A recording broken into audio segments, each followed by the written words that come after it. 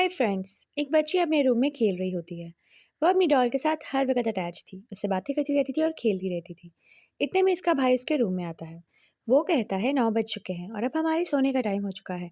मामा कह रही हैं डॉल को रख दो और सो जाओ, ताकि तुम्हें सुबह उठने में प्रॉब्लम ना हो, कल तुम्हारा एग्जाम है।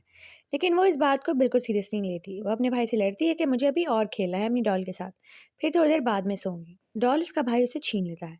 वो कहता है जब से ये बारबी तुम्हें पापा ने ला कर दी है तब से तुम अब बिल्कुल भी हमारे साथ टाइम स्पेंड नहीं करती। और वो उस डॉल को तोड़ देता है और उसका सर लेकर अपने साथ चला जाता है और उसकी बहन रोने लगती है अपनी डॉल को आधा पाकर। अब रात हो जाती है बहुत लेट और सब लोग सो जाते हैं। ये लड़की अपनी डॉल को रख देती है और कहती है सुबह मैं तुम्हारा सर अपने भाई से लेकर आऊंगी, तुम बिल्कुल फिक्र मत करो। तुम मेरी फेवरेट बारबी हो और मैं तुमसे अभी भी प्यार करती हूँ, तुम तो मुझे अभी भी सबसे ज़्यादा पसंद हो।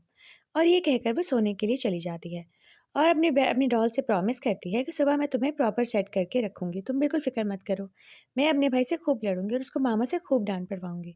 और ये कहकर वो सोने के लिए लेट जाती है। अब हम उसकी डॉल को देखते हैं। जब बच्ची सो जाती है तो वो मूवमेंट स्टार्ट कर देती है। वो नीचे उतरती है टेबल से और चलने लगती है। ये एक बहुत खौफनाक मंजर था, लेकिन उस बच्ची ने तो नहीं देखा, वो तो सो रही होती है। और वो उसके भाई के रूम में रात को आ जाती है। उसको लगा कि किसी ने दरवाज़ा खोला है। वो उठ के देखता है, लेकिन उसको बाहर कोई नज़र नहीं आता। वो अपना लैम्प जलाता है। वो समझता है शायद उसकी बहन शरारत कर रही है, लेकिन वहाँ पर कोई भी नहीं था। अब वो इस चीज़ को इग्नोर करता है और सो जाता है, अपनी साइड चेंज करके। अब दूसरी साइड पे डॉल बेड के ऊपर चढ़ने की कोशिश करती है और बेड के ऊपर चढ़ जाती है, क्योंकि उसको इस बच्चे के ऊपर बहुत गुस्सा था। उसने अपने सर का बदला उससे लेना था।